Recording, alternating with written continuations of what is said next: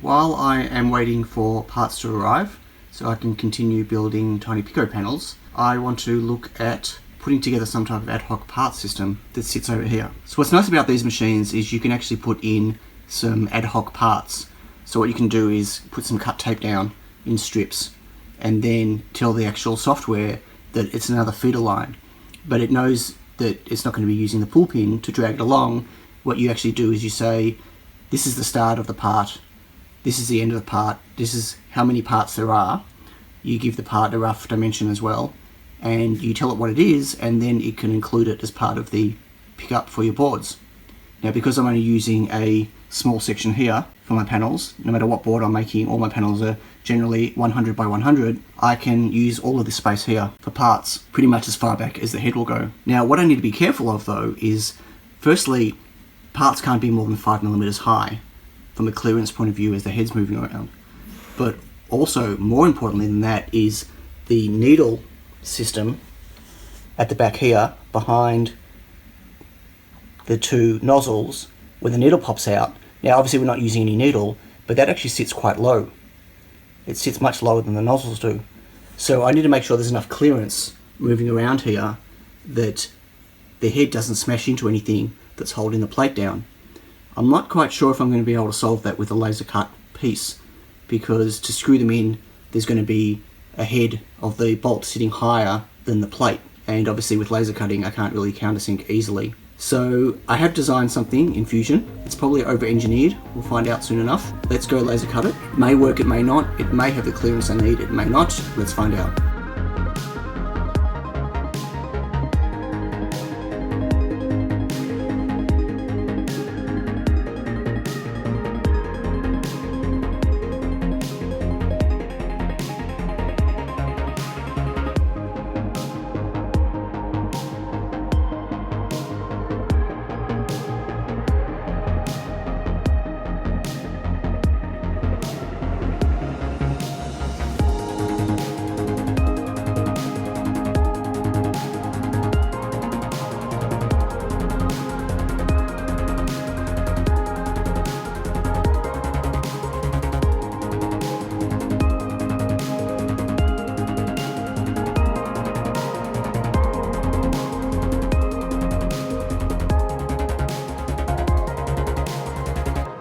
Okay, so here it is. As I said, it's probably or definitely over-engineered. I've got bolt holes for all the bolt positions on the bed where it can go, but obviously I can't stick bolts through the middle section because the bolt head's going to be too high.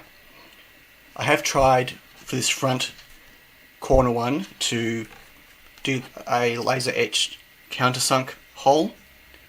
It's the first time I've tried doing one of these. It's a 3mm acrylic, so it may work. I don't know, but obviously the heads of my nuts that I'm using, and these are the ones I've got for the moment, I've got a 3.6mm height on them. So obviously 3.6mm is going to be, so those are supposed to be small. 3.6 is obviously going to be too high. I think that's going to knock the back of the pull pin carriage, but from the front it countersinks it a little bit, and that might be okay. That's a bit blurry when it's up close, sorry about that. So this is all I've got at the moment, these particular types of M5 bolts, the 25mm. I know you can get different types that have got button heads and other types of heads on them, but obviously they're all going to have roughly the same type of height in the center, so it's going to be a similar problem. What I've also done is printed a whole bunch of standoffs. So they'll go underneath and allow the bolt to screw in to the base. So I don't know if this is going to work or not. It's quite elaborate. I'll explain what I've done here. There are obviously 3 cutout slots.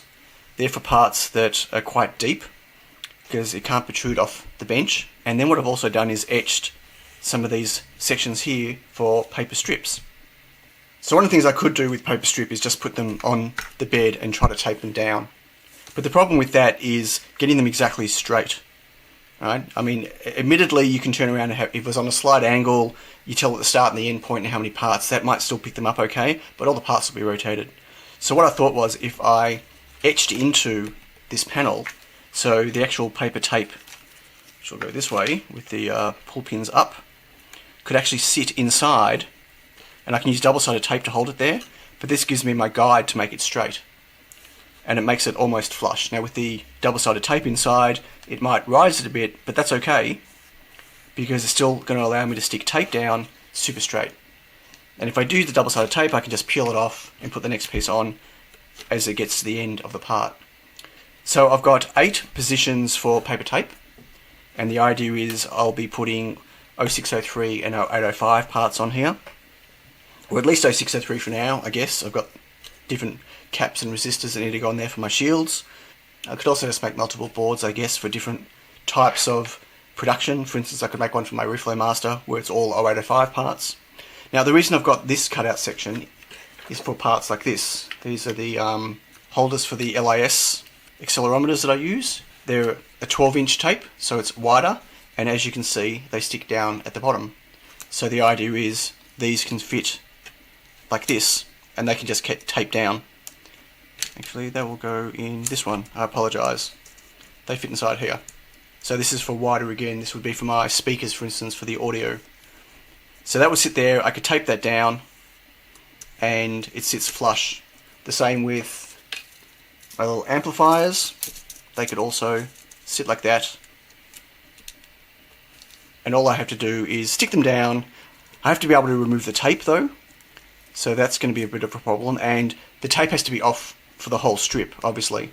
So the danger here is knocking this board and having parts fall out, which would be a real pain.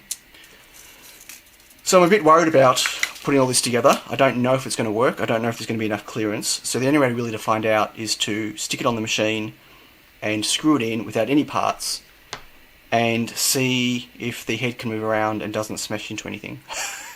Yes, it sounds pretty dangerous. Let's find out. Okay, I'm going to start off by just putting the 4 corners in that I'm using. Don't even know if that'll be enough to brace it, if there'll be any flex at all. I've got it sitting over these rods. I also don't even know if it's going to be high enough, if it'll match the pickup height that we got over here. So it's all guesswork right now. So if you can hear my printer in the background. If this doesn't work, I'll have to come up with some type of 3D printed surface, which is what most people have done. I was just hoping to be able to laser cut something. It's quicker than 3D printing. It's quicker to experiment with anyway. And the risk with doing 3D printing is I can't do it this big. My printer won't do a bed this big. And the wider you make it, the more chance of curl. Oh, this one doesn't want to screw in. Okay. That's not good. Maybe just that nut.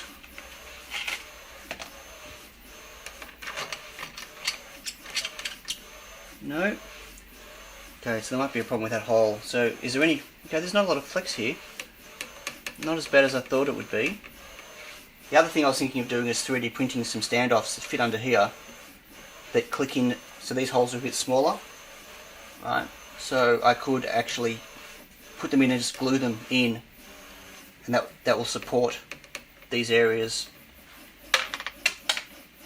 So I'm a bit worried about this one here. I can't put that down. It's not letting me screw it all the way in, which is a bit of a pain. I was hoping to have it out of the way in that corner there. I might have to just shift it over to this one for now.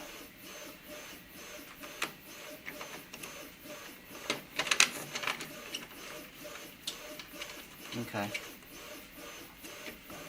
Now when I turn the machine on, it does a movement across, does a homing thing and back again.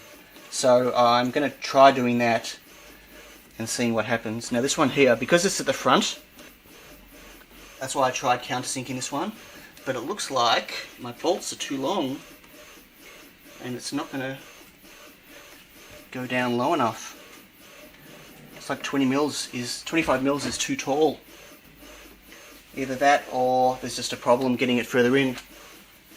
Let me get a spanner. Okay.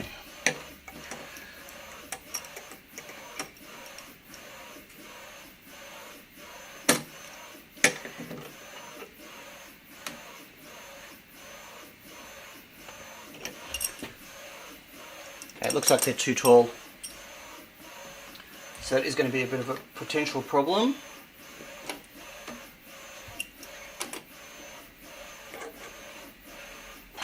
Okay, so the question is there enough clearance?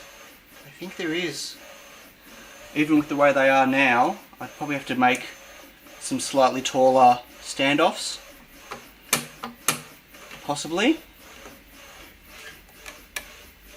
Okay, let's turn it on and see what happens. Once I start the software up, it'll do its home. I just want to double check again. I'm pretty sure there's clearance. If not, hopefully I won't damage the head. Here we go.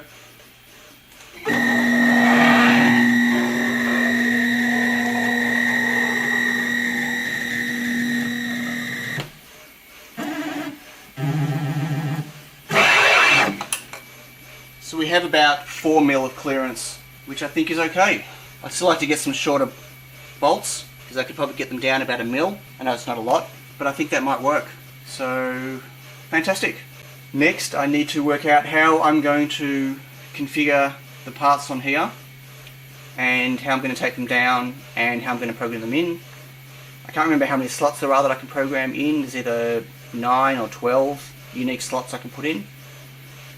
Obviously I'll want to maximize the amount of parts I can place on a run to minimize how many I have to do by hand afterwards. But yeah, okay, that's not necessarily a bad outcome. I will move on to the next bit in a different video. Thanks for watching. Don't forget to subscribe if you haven't already. Click the alarm bell to be notified when I've got more videos coming out about this pick and place journey. And to my patrons, thank you, you're amazing. I'll catch you all next time. Bye.